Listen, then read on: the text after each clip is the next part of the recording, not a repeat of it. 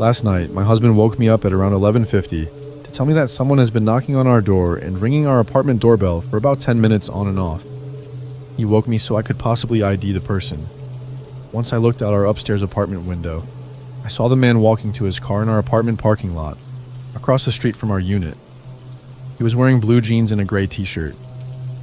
He was a medium build, possibly 30-year-old blonde man. He wasn't covering his face or anything. But the thing is, he was carrying what looked like resistance bands or rope. He sat in his car for around 3 minutes while I was on the phone with dispatch. Then he came back to our door and knocked hard for another few minutes. Dispatch advised me that the police were on their way, and they hung up. I started videoing the vehicle. I read out the tag number and make and model and just watched as he put his car in park and reversed over and over again. Out of seemingly nowhere, he backed out of the parking lot and started rushing away, but not before the officer arrived and pulled him over. My downstairs neighbor knocked on my door and told me that he had been peering into her little children's windows and was pounding on her door as well. She said that her husband had left only 1 minute before he started knocking at her door. She said he saw her children through the window, and that's why he continued knocking. Our doors are right next to one another, so he probably didn't know what door he wanted open. He was watching us as well through our upstairs windows, so I turned all the lights out and shut the blinds while I called dispatch.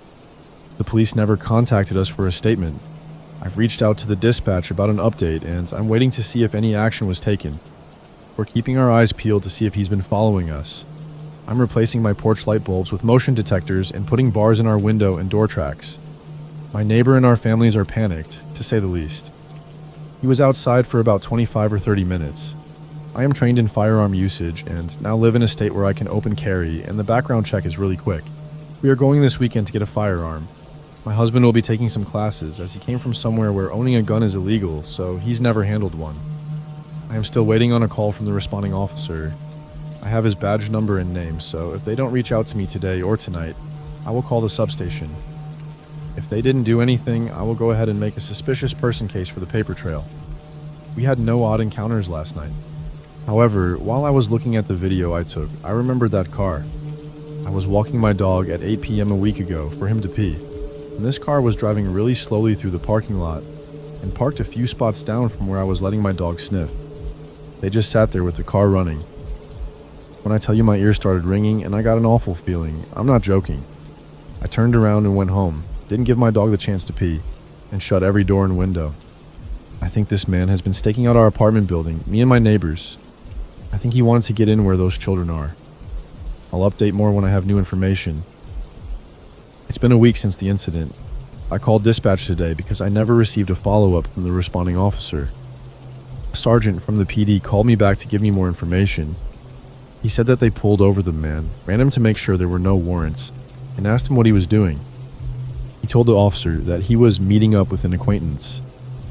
The officer let him go with no more questions. Not only that, the responding officer is also a sergeant. I about lost my mind. The sergeant I spoke to today stated that he should have looked into it more. It was obviously an attempt at burglary, sexually motivated and/or with intent to commit a felony. The responding officer is supposed to call me tonight when he gets on duty. I'm livid, honestly. Zero due diligence for this case. But there's not even a case. No case number, just a documented police contact. I'll give more info when I have it.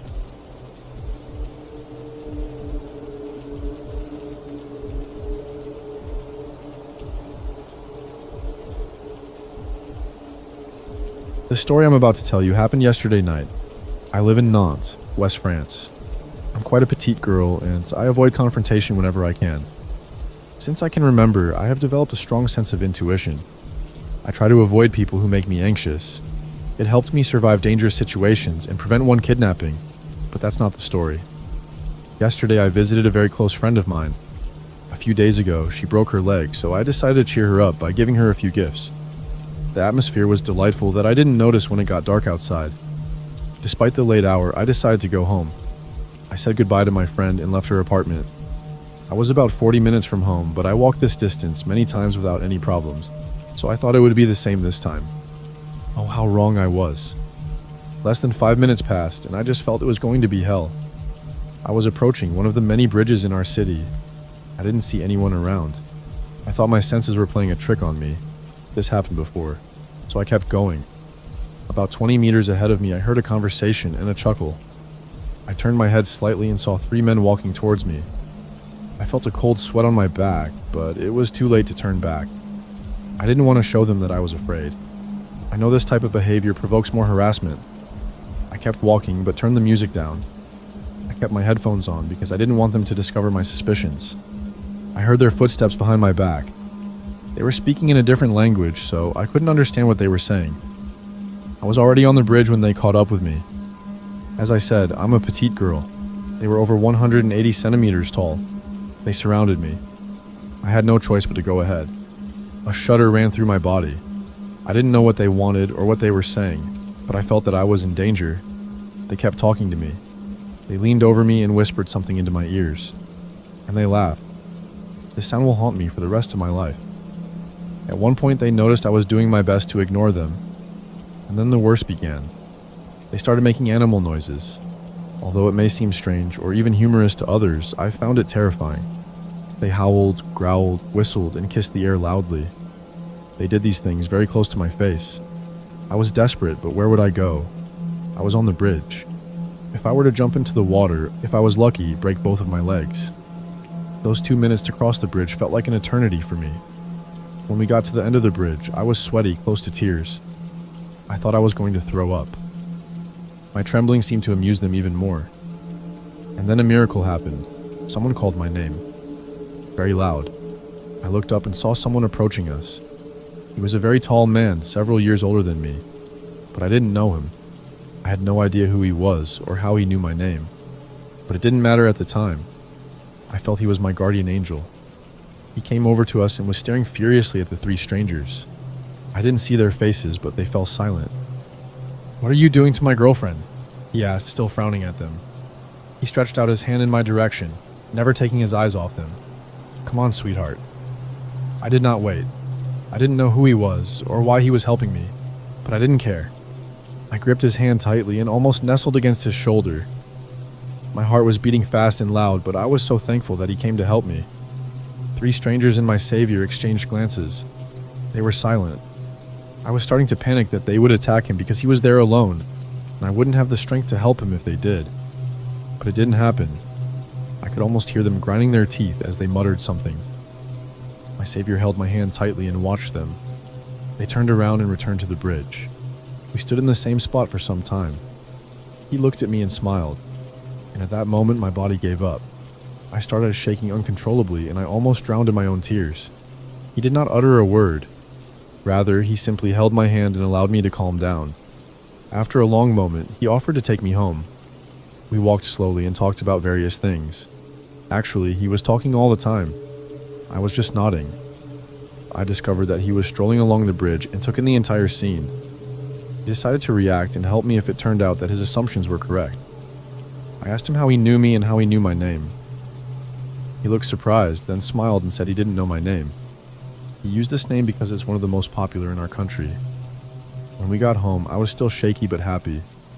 I offered him something to drink. I don't live alone, so I wasn't worried about letting him in. But he kindly declined and we said goodbye. I can't believe how lucky I was yesterday.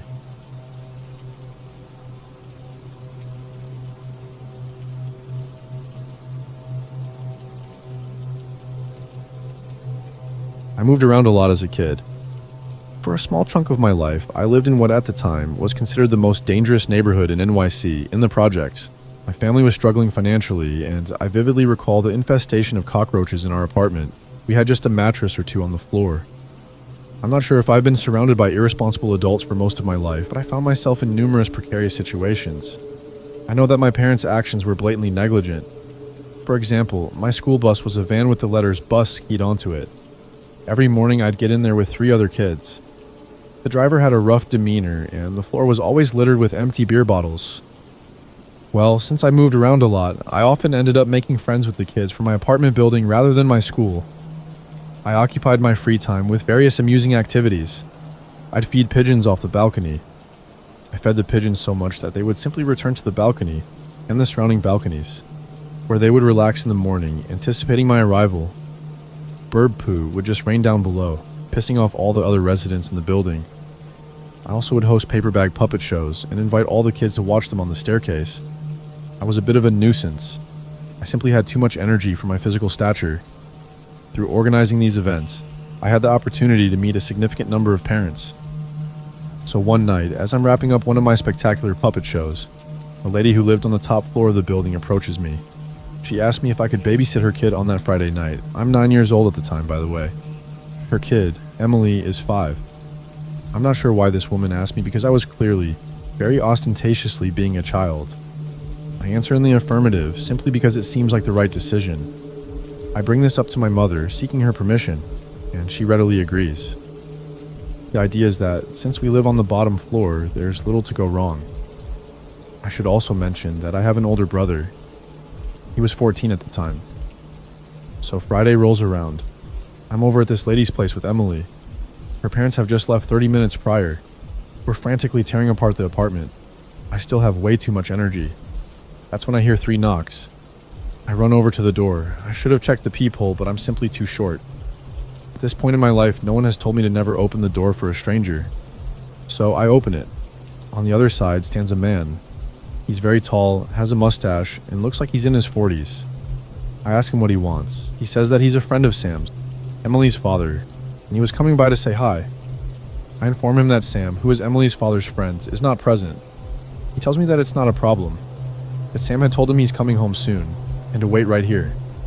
He pushes past me, strolls over to the couch like he's right at home, and sits. In the meantime, shouldn't someone be watching your kids? He asked. The guy was friendly and so self-assured. I was confused.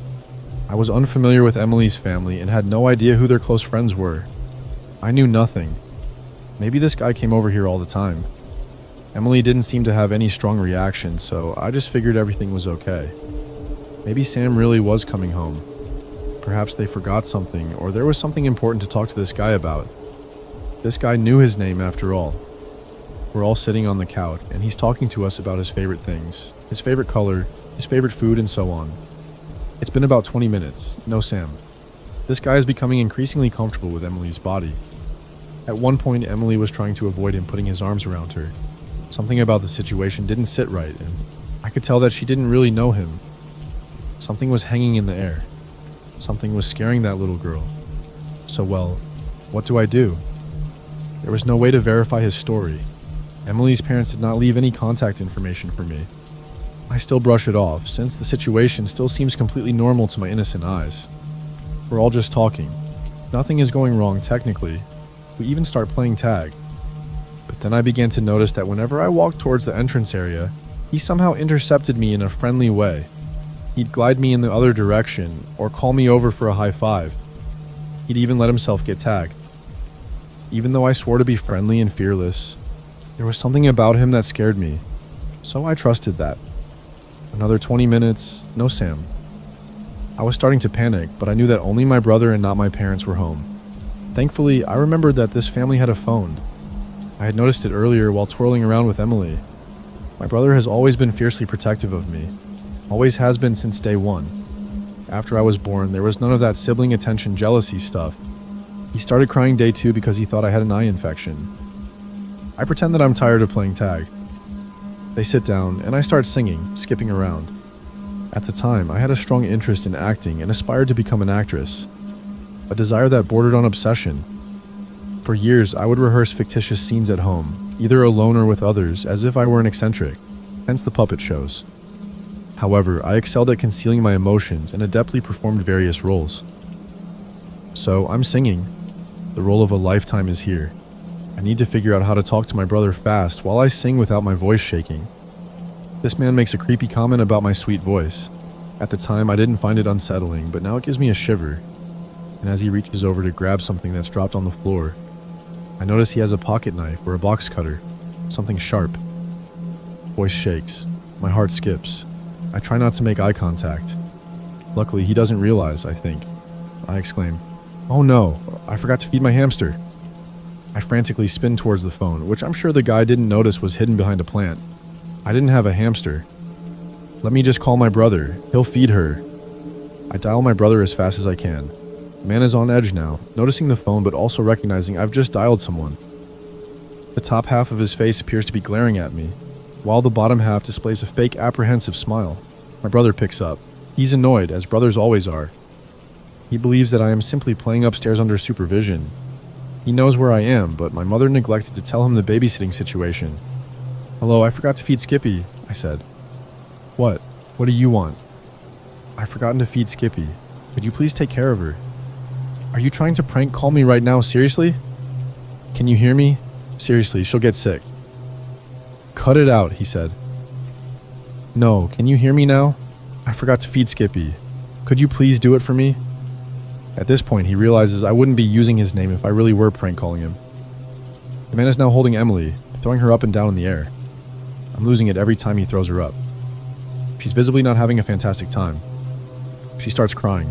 He's trying to calm her. It's chaos. "What are you talking about? Is everything okay? Is someone there?" "Yes," I said. "Shit. Stay calm. I'm coming." And he hangs up. I believe there were 12 floors. This kid flies up so fast. No idea how. Starts knocking on the door. Before the guy can get in my way, I sprint over and open it. Being the wise man that he is, my brother attempts to maintain composure. It appears that he has already contacted the police. He swings the door open, exclaims, "Man, it smells in here," and props it open with a box nearby. Later, I realized that he was intentionally leaving the door open to attract the attention of the police, provide us with an opportunity to flee, and potentially alert the neighbors in case of an emergency. My brother also introduces himself, calling him my brother. He expresses his boredom from downstairs, acknowledges our presence upstairs, expresses his desire to watch a movie, and shares that he has heard this apartment features a TV. The individual attempts to feign an introduction as he disparages Emily, and subsequently bolts. We don't follow. The cops show up eventually. They don't take much action, likely due to the guy's absence and other violent crimes occurring in the neighborhood. Emily's parents arrive, and they express their gratitude after the fireworks. After providing Sam with the man's description, he still didn't recognize the person we were referring to. Regardless, we all ended up okay, and life continued on. Still, I have no idea what that man wanted from us. I don't know if he was trying to rob Emily's parents or had something more sinister in mind. He seemed to know that no adults were going to be home, so he might have been on the staircase the night Emily's mother asked me to watch her. He simply sat and played with us for an extended period. Every time I think about this night, I feel that panic all over again.